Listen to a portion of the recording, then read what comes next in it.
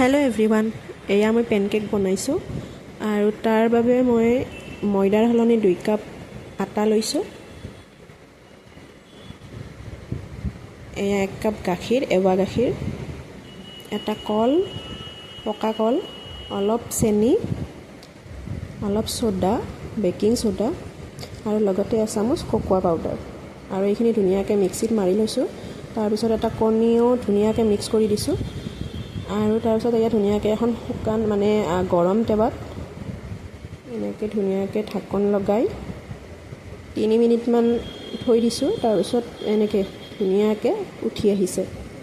খাব খুব টেষ্টি হৈছিল। চাই ভাল পালে যদি থেংক ইউ।